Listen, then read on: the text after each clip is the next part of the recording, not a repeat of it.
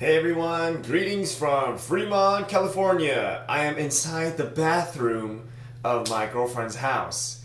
It's very nice right here. You can see it's wonderfully decorated. This nice little dress that's hanging up there. I don't think it'll fit me, but maybe some of you. But anyway, hey, Merry Christmas. Hope you guys are doing well after the Christmas season.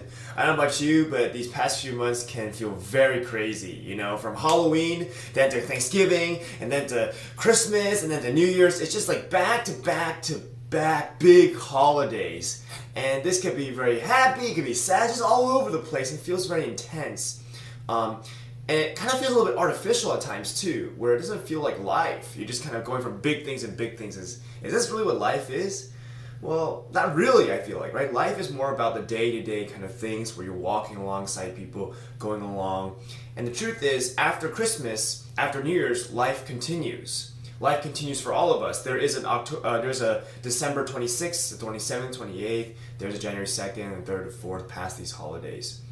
And in this season, post-Christmas, I want us to think about how life continues. And particularly that life continued for Jesus. When Jesus came, you know, it was a big kind of celebration. We saw that last week. We were kind of celebrating all these kind of things. But life continued for Jesus. He had a day 2 and day 3. Where Jesus grew up to be a young boy and to be a young man, and eventually when he was 30, he began his debut of his ministry, what he's going to do. But there's a large gap between when he's a baby, towards when he became an adult as a 30-year-old man. And you know, some of us can think, you know, why did you spend that much time? You know, get to the point, kind of hurry along, let's be efficient.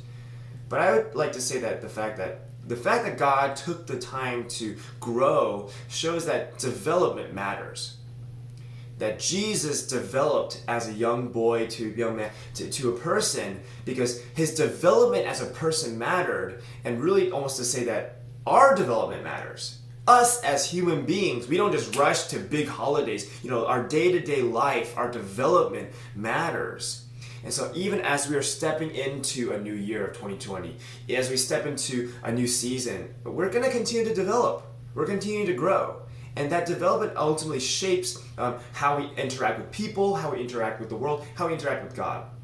Ultimately, when we look at Jesus, the way that he developed also shaped how he connected with people.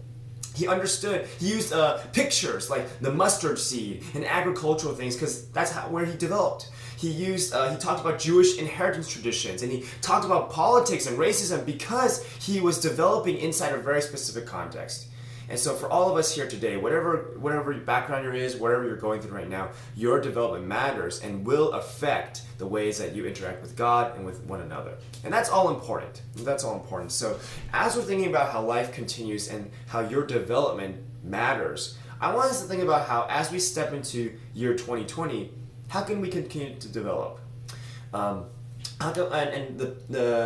story I want to use to help us to think about development is to look at Luke 2 verses 41 through 52. It's the only story we get of Jesus' development, actually. It just, you know, we get a lot about the baby, we get a lot about him as a man, but we only get one story about Jesus as a boy. So I'm going to summarize it that Jesus during this time went with his family, with a kind of a big family group of relatives and friends, and they went to Jerusalem for the Passover festival.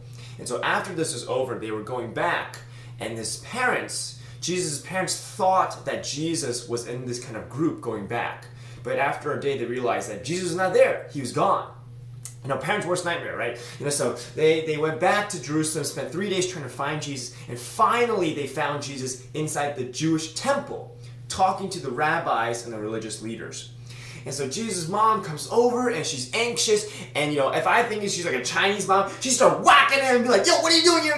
And pull him by the hair and drag him out of the temple, right? But you know, instead, Mary, Jesus' mom, goes up to Jesus, and it says in Verse 48, when his parents saw him, they were astonished. And his mother said to him, "Son, why have you treated us like this? Your father and I have been anxiously searching for you." Jesus replies, he says, "Why were you searching for me?" he asked. "Didn't you know I had to be in my father's house?" But they did not understand what he was saying to them. Then he went down to Nazareth with them and was obedient to them. But his mother treasured all these things in her heart. and Jesus grew in wisdom and stature and favor with God and man. Just, a very short but poignant story about Jesus' development as he's growing up and focusing on different, and spending this time in the temple. So we're thinking, what I want to think about us today for Jesus' development and really our development is that one line that Jesus said. Jesus said to his mother, and I don't think in a very sassy way, right? I don't think Jesus was trying to be crass or anything, but he was trying to say a point that, didn't you know that I had to be in my Father's house? Didn't you know I had to be in my Father's house? Now, I actually kind of turned in my biblical nerd kind of mode, and I saw that this verse has a little footnote. Basically, there's kind of an analysis of the Greek about what is kind of going on here. And actually, if you look into the actual technical Greek of when it was first written, the phrase does not have the word house in it. The technical thing is that Jesus said I had to be about of my Father. Like that's the actual text. It says, Jesus basically says, I have to be about of my Father. And there's a blank there. There's a blank. And so there's kind of an implication that Jesus is about the Father's something. And so for translators, they start to interpret that, okay, probably because he's in the temple, okay, probably Jesus is thinking I had to be about my Father's house. Some other translations will say I had to be about my Father's business. But I think in my interpretation of kind of doing my research, I won't go too much into it this time, but I think the most safest and technical translation for this is that Jesus was saying, I had to be about my Father's things. I had to be about my Father's things. I don't think house is the best translation here, looking at the Greek. It's better that I had to care about what the Father cares about. The Father's things, whether it's the temple or the business, it actually doesn't really matter. Jesus is saying, I had to care about what my Father cared about, what God cares about. And that's how he developed himself. Even as a young boy, he said, I want to care about what the Father cares about. And so I want us to think about this too. Because as we step into a new year and you think about your New Year's resolutions once again, it's easy to make our New Year's resolutions about me and ourselves. How can I take care of my physical health better, go to the gym, or have better work-life balance, or finally start reading that book or hobby? And I think that's good. Don't get me wrong, I think it's great for us to have rest and to build hobbies. But I do want us to caution that sometimes we make it too much about ourselves. And when we look at Jesus, he's saying he's developing a heart, not just to develop himself, but to say, I want to care about what the Father cares about. I want to care about what God cares about. And how can we maybe as a church also do the same thing? How can we step into the year 2020 and say, this is the year when I want to care about what the Father cares about? And if this is something that you want to consider and really own up to as a church and as an individual, I want us to consider a few things for us to consider, for us to think about, for you to think about. What does the Father care about? I think one thing that you can maybe commit to this year is to answering that question. What does God care about? I think we've been talking about that as a church, but maybe for you could sit down and commit to reading the Bible. Reading the Word of God to say, okay, I want to have a direct kind of conversation and direct reading of the Bible. I've heard a lot of things, but I want to read the Bible for myself and understand what does God care about. I think that would be a great commitment for you to make for year 2020, just to sit down and spend some time in committing to reading the Bible. I'm going to jump the gun and tell you one thing that I think the Father cares about, and maybe you can consider that as another thing you can consider for year 2020. I think the Father cares about peace and reconciliation. God cares about peace and reconciliation with his creation. God has created the world. He's created nature. He's created plants and animals. He created people of all different sorts. And we look at the world and there's not a lot of peace sometimes. There's a lot of division and fighting on a macro level or on a micro level between friends and family. God cares about us. God cares that there be peace and there be peace between people. So maybe for some of us, we can consider, how can I care about peace?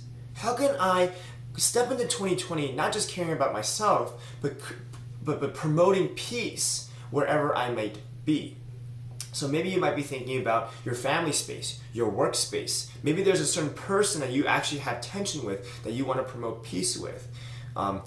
Maybe maybe you could consider even your own resources, your own gifts and possessions. How can I be a person that promotes peace and supports other people using my resources, using my skills, using my experiences? So, hey, I got a Costco membership. How would I buy some cookies and support the church? That's what Cindy Lou did, right? That's what DK did with helping out with planning it the week before, right? I think that was a great way to help kind of promote peace in our community. Hey, if I have a cooking skill like Rachel does, how can I use that to serve the fellowship? How can maybe I use that to cook a meal for my neighbors or to provide that for my friends at school? What if I have a skill of accounting? I know many of us are involved with businesses and finances and money. How can we use that skill to help serve other people? Maybe creating a finance seminar or helping the church with its finances, or even just talking to young people. How can we use our resources, skills, and experiences to promote peace and to help other people? So that's what I want us to consider. Long story short, I'm going to kind of take a step back because I've said a lot. I think that God cares about your life beyond just the big holidays, and He cares about your development as we're stepping into another year. Now, as we're developing ourselves, I want to kind of resist the insular, kind of always about me kind of development, but to say, I want to develop myself, but how can we develop ourselves to care about what God cares about? And maybe part of that is that the fact that God cares about peace and people and nature, and having things kind of work together. So maybe you can consider a New Year's resolution to say, how can I care about what the Father cares about?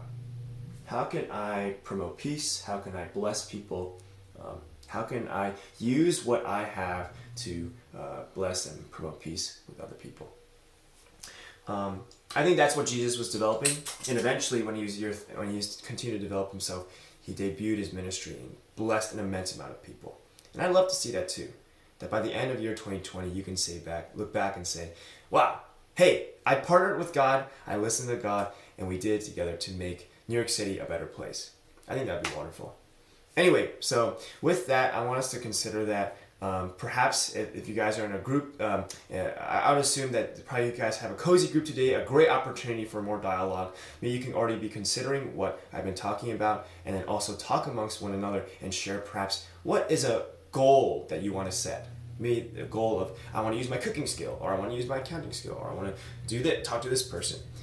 What is a goal you can set for this year of how you can promote peace and care about what the Father cares about? All right. Hope that makes sense. Love you guys so much. Sorry I've been gone this week and the previous couple weeks ago.